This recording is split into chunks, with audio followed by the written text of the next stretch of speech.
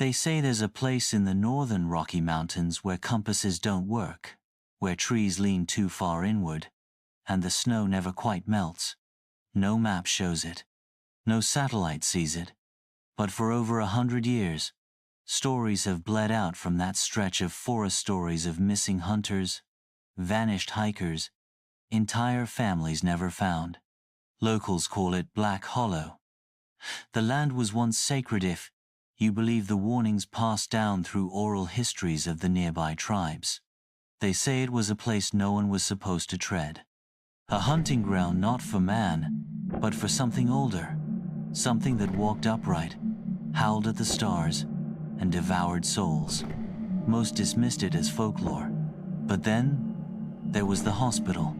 In 1912, Black Hollow Sanatorium was constructed deep in the trees. Funded by an eccentric Colorado tycoon, it was meant to be a retreat for the mentally ill, a place to heal, far from civilization. But less than 5 years after it opened, the letters stopped. The nurses, the doctors, the patients, gone. When officials hiked in to investigate, they found the gates chained from the inside, every window smashed, and blood coating the walls, the floors, the ceiling, but no bodies, only claw marks, deep, ragged, inhuman. The state quietly erased the records, declared it a failed venture. The forest took it back, but people kept disappearing. I learned about Black Hollow from a trapper named Morgan. Weathered face, broken teeth. He sat in the corner of a half-empty bar near Estes Park, muttering about a wolf with a man's eyes. Said he'd seen it, just once, from a ridge. It walked on 2 legs, he said, but it dropped to 4 when it ran. Never seen anything that big. 8 feet tall, easy, blacker than a winter night. And its mouth? It smiled. I laughed. Morgan didn't. You think it's a joke, he said. But I saw it drag a bull elk like it was a fawn. Left no blood, just drag marks. The snow refroze in seconds. I asked him where. He scribbled the coordinates on a napkin and walked out. I never saw him again. The next morning, I hiked out. I had to know.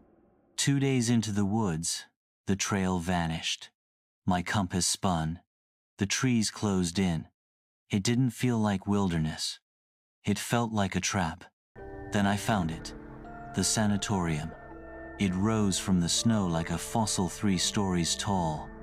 Stone facade cracked and consumed by ivy. Its roof half collapsed. But the windows, they were all intact. And behind them, something moved. I stepped through the front door. Dust, rot, the scent of iron. A reception desk lay overturned. Papers scattered like leaves. Names, diagnoses, discharge forms all dated 1915. Every page ended in the same word, stamped in red. Unresolved. I walked deeper. The walls were carved with strange marking spirals and slashes. Animalistic, deliberate. The air grew colder, but not from altitude. It was a different kind of cold, the kind that seeps into your teeth. And then I heard it, breathing, low, rhythmic, close. I followed it down a hall into a room lined with torn beds. Something had burrowed through the far wall. A tunnel, 7 feet high, clawed straight into the earth. I should have turned back, but I didn't. I crouched, entered. The dirt was wet, warm. The breathing grew louder. And then I saw the bones. Piles. Human. Gnawed. Dozens. And in the center of the den, a body.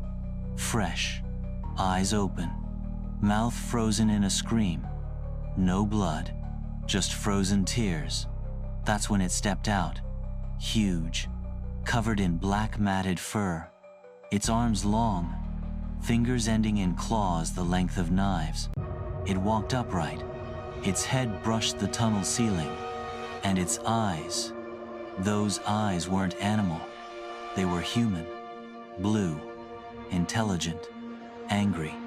It looked at me, tilted its head, and spoke, not aloud. In my mind, "You should not be here." I ran. It didn't follow, but I could hear it behind me. Not footsteps breathing, always breathing. I burst into daylight. Didn't stop running until I reached the ranger station 12 miles away. They didn't believe me, but that night, someone or something dragged my pack from outside the cabin.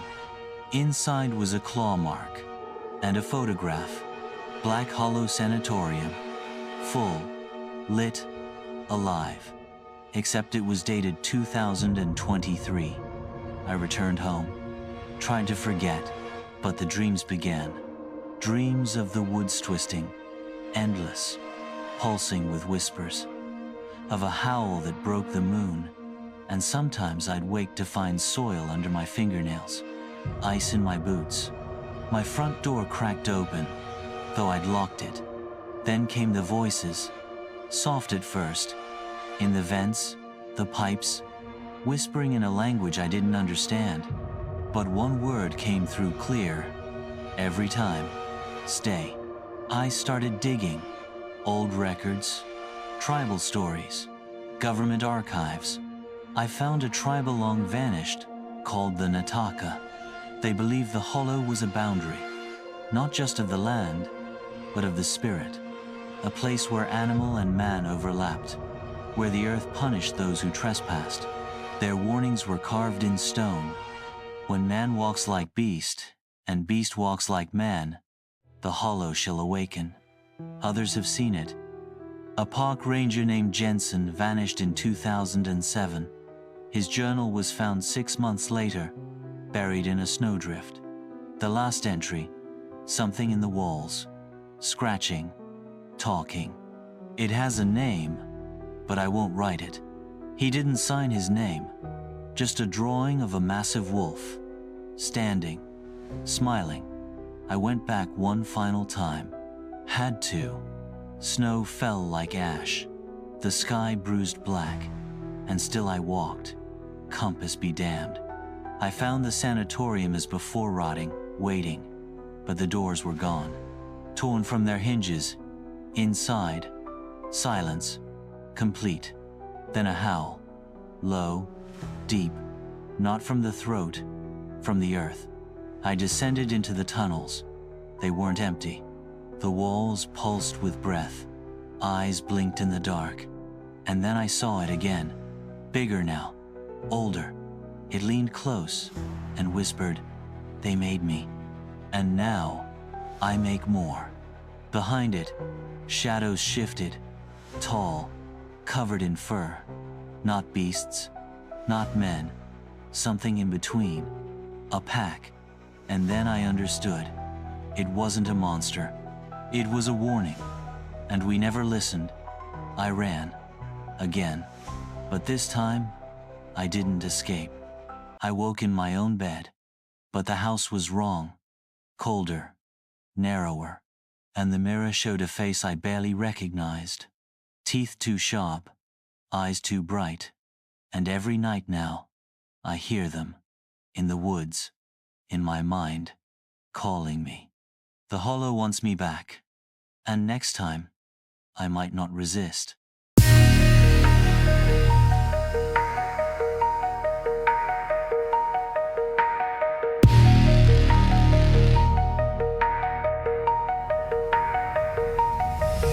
There's a shadow in the hallway and a voice beneath the floor. I lock the doors, I hold my breath, but it's closer than before. A cold wind in the mirror, footsteps on the stairs. I feel it watching silently, but nothing's ever there. Whilst her whispers in the dark, calling out my name. Something in the silence wants to play a game. Close